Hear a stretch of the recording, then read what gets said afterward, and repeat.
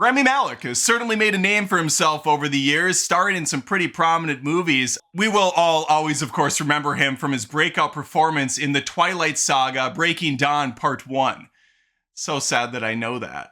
And I suppose Mr. Robot to a lesser degree. Well, Mr. Robot is back in a movie called The Amateur, a PG-13 2-hour action spy thriller. Well, I don't want to brag, but I saw the movie. Yeah, I went out to the movie theater and I watched it. People don't do that anymore. I do. I'm special like that. And I want to talk to you about it right now in a spoiler-free review. Let's begin.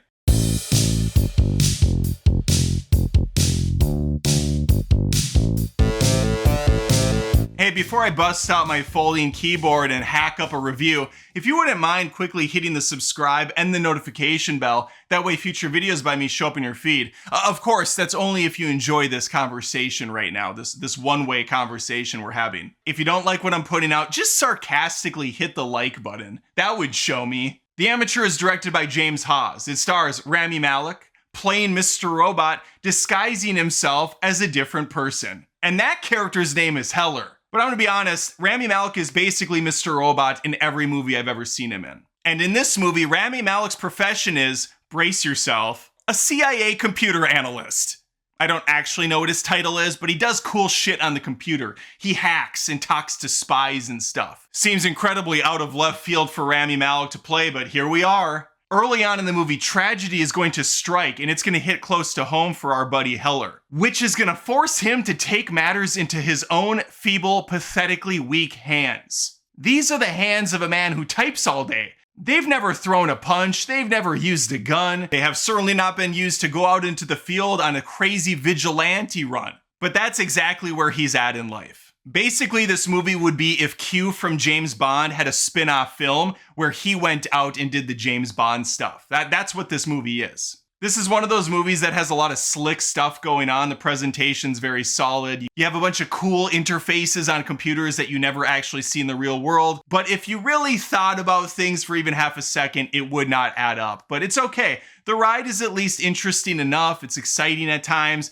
But the most far-fetched thing in this whole film is that he somehow has a wife. And not just any wife, he got Rachel Brosnahan. This woman is charismatic, she's lovely, she's funny, she's intelligent. What the hell is Malek's character bringing to the table? Or this relationship? It's truly impossible to understand because Heller has no personality and his chemistry with his wife is non-existent. If you've seen the trailers, you might spot John Bernthal there. And what you see in the trailers is about as much screen time as he's gonna have in the final product. The dude is barely present. Thankfully, Laurence Fishburne is there to pick up the slack. Our Morpheus is back. He gets to do some training again. He even gets a cool little fight scene. Listen, I love my fish. I gotta have fish, and it's great to see him again.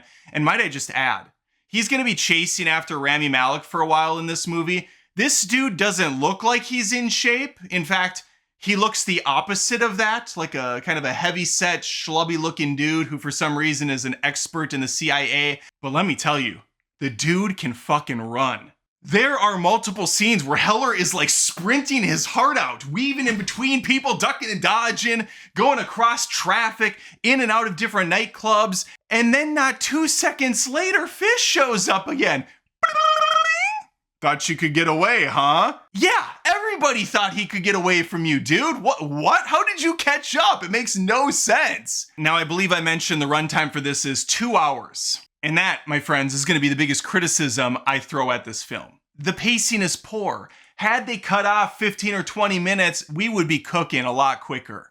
There's just a lot of unnecessary downtime where people kind of have these monologues that don't need to exist. On the positive end again, this felt like a throwback to the good old-fashioned 90s thrillers.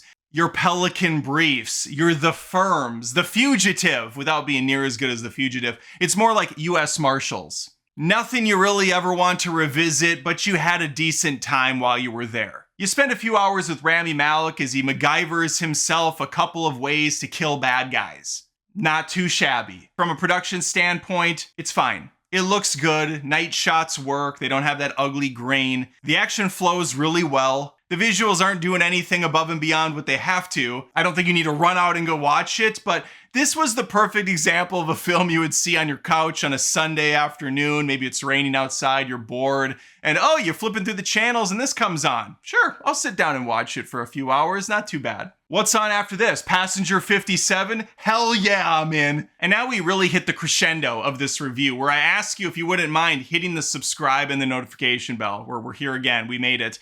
Like the video if you in fact like it, and leave a comment letting me know your thoughts on The Amateur. Did you enjoy the film? Did you think it was well made, professionally done? Or did you come out thinking, wow, The Amateur, you're telling me? Anyway, I'll see you next time. Thanks for watching. Take care. Thanks again for watching the video. If you wouldn't mind, I would appreciate it if you checked out patreon.com/AdamDoesMovies. That's where fans of my channel go to help support it. There are different tiers with different offerings, exclusives every month. We got multiple movie reviews. There's a vlog monthly. And even if you don't want to plop down $1 a month, you can just sign up for Patreon for free and become a member at no charge. Appreciate your time. Thanks.